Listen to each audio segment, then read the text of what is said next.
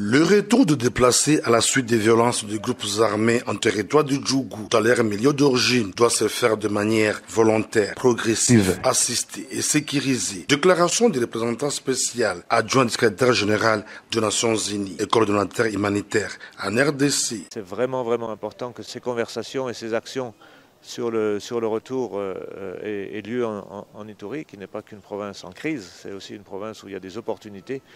Il y a peut-être des poches de stabilisation, il y a beaucoup d'efforts en cours de dialogue intracommunautaire, de dialogue intercommunautaire. Donc les Nations Unies sont prêtes à travailler avec les autorités, sous le leadership des autorités, pour essayer d'appuyer certains retours où les conditions sont réunies. Donc, parce que ça envoie aussi un geste d'espoir quand les gens retournent chez eux. Donc tous les efforts doivent être faits. Du côté de l'administration militaire, le lieutenant général Luboyanka Shomadjoni encourage les populations déplacées au retour volontaire. Ce que nous demandons, c'est quoi? C'est vrai, il y a un protocole pour le retour. Nous travaillons toujours avec la protection civile pour respecter le protocole, qu'ils ne suivent pas tous ces manipulateurs qui leur demandent de rester éternellement dans les sites.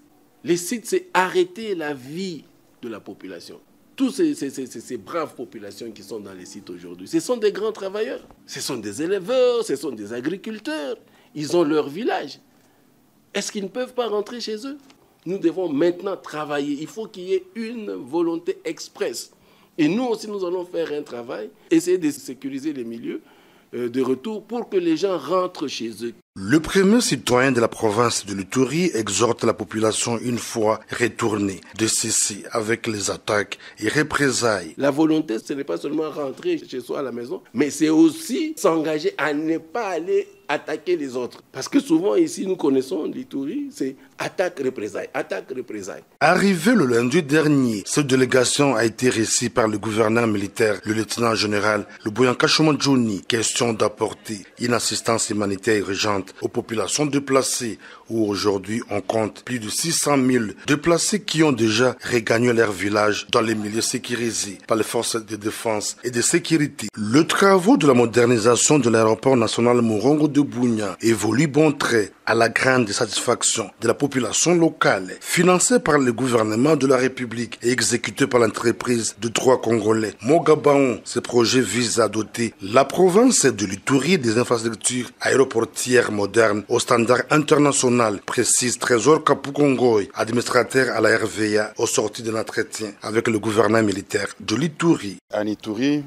la population a eu la chance d'avoir un gouverneur entreprenant qui non seulement est resté à l'écoute des vœux de sa population, mais aussi qui fait faire un suivi des instructions de la haute hiérarchie. Et pour nous, RVA, nous nous sommes dit, et nous avons un grand partenaire localement qui sait comprendre nos soucis et savoir les mettre en application. Le constat ne peut être que positif parce que c'est lui qui a le courage de commencer. Il faut savoir l'appuyer et reconnaître ses efforts. Et si tous les entrepreneurs locaux emboîtent le pas à un concitoyen comme celui-là, je pense que notre pays ne souffrira pas beaucoup.